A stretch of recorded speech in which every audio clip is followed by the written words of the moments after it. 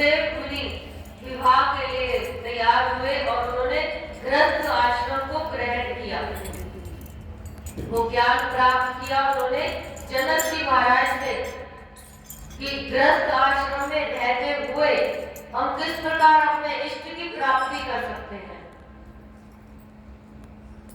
हम भोग को भोगे लेकिन योग पूर्वक हमें उसकी मात्रा का ज्ञान हो कि जिस सुख सुविधाओं को हम भोग रहे हैं उसकी मात्रा कितनी होनी चाहिए हमारे जीवन में। हम उसका भंडारण ना करें। यदि हम उसका जरूरत से ज्यादा भंडारण करेंगे तो वो भी एक अधर्म बताया है शास्त्रों में। जितना हमारा शरीर की आवश्यकता है केवल हम उतना ही भंडारण करें। हम सुख सुविधाओं के अधीन होकर अपना जीवन यापन ना करें, तभी हम एक साधक बनने के योग्य बन पाएंगे। और यदि हम आजीवन केवल और केवल एक साधक बने रहे तो हमारे मन में यही इच्छा यही भाव रहेगा कि हम कुछ सीख रहे हैं। हम अपने गुरु के माध्यम से इन शास्त्रों के माध्यम से कुछ सीखना चाहते हैं, क्योंकि एक साधक हमेशा उस ज्ञान को अर्जित करता है जिसके वशीभूत होकर वह अपने इष्ट की ओर जा सके। तंत्र में भेदो उपासना बताई है कि जीव और ब्रह्म में कोई भेद है ही नहीं। शास्त्र कहते हैं, हमारे वेद कहते हैं, अहम ब्रह्मास्मि, हम ही ब्रह्म हैं। हम उस ब्रह्म की ही संतानें हैं। माँ जगदम्बा परा अम्बा परा भट्टारिका उसकी ही संतानें हैं हम। उसने ही हमें अपने आप से दूर फेंका और मृत्यु लोक पर हम विवश हो गए जन्म लेने के लिए। हमें 84 लाख योनियों में जो चक्कर हम काट रहे हैं ये हमारे ही पुराने संचित जो कर्म है उन्हीं के कारण।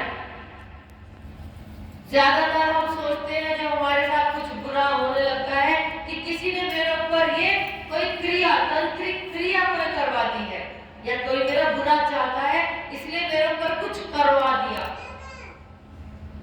लेकिन यदि हमें अपने जीवन में इस बात का ज्ञान हो जाए कि हमारा इष्ट कौन है तो क्या हमारे कोई बाल भी बाका कर सकता है।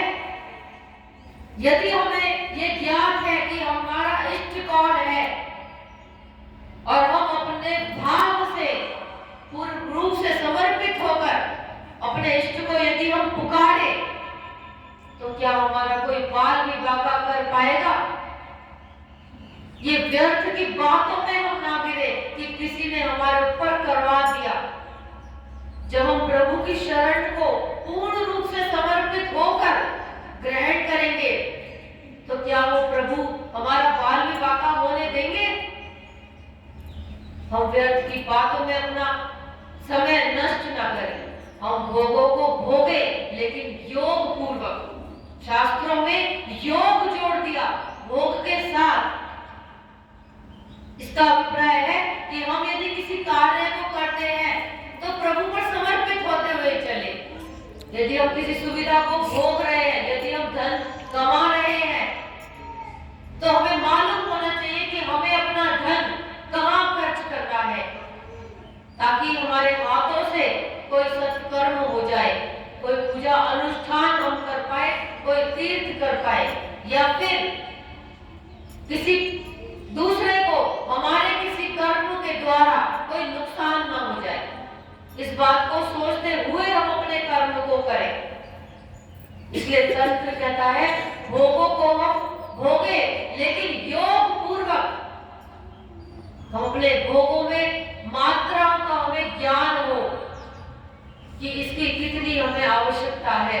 जरूरत से ज्यादा कहते हैं यदि कुछ वस्तु जीव को मिल जाए तो उसकी कीमत दिन प्रतिदिन घटती चली जाती है।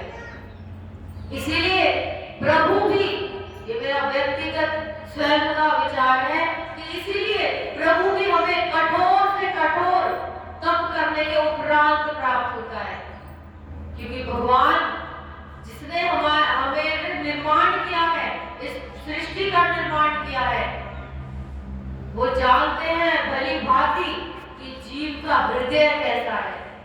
हम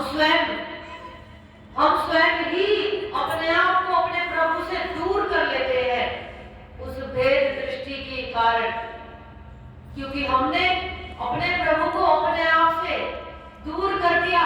हम कहते हैं कि मैं जीव हूं और तू ब्रह्म है, इसलिए मैं तुझ तक नहीं पहुंच सकता। सही मायने में माने तो हम इस संसार में यदि रह रहे हैं तो हम नरक में रह रहे हैं एक तरीके से, क्योंकि हम कभी सुख को भोगते हैं, कभी दुख को भोगते हैं, और ये सिलसिला पूरा जीवन भर हमारे साथ चलता ही रहता है। और प्रभु अपने आसन पे विराजमान है, तो हमारे मन में यह ख्याल आता है कि प्रभु मैं पतित से पतित क्या कर्म करूं जो तुझे मैं पालूं। और प्रभु को अपने आप से स्वयं दूर कर रहे हैं कि तू ब्रह्म है और मैं जीव हूं, इसलिए मैं तुझे प्राप्त नहीं कर सकता। तंत्र कहता है जबकि ऐसा नहीं है, हमारे वेद शास्त्रों ने इसका ज्ञान दिया कि ऐसा नहीं है। जिस ब्रह्म को, जिस अपने इष्ट को हम मंदिरों में जाकर, तीर्थों में जाकर ढूंढते हैं, क्या वो हमें कभी मिला?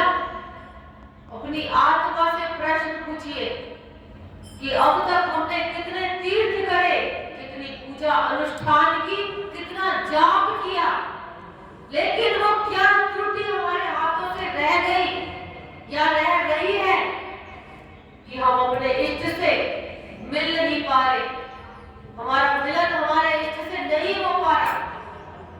उसका केवल और केवल हमारे शास्त्र बताते हैं एक ही कारण है,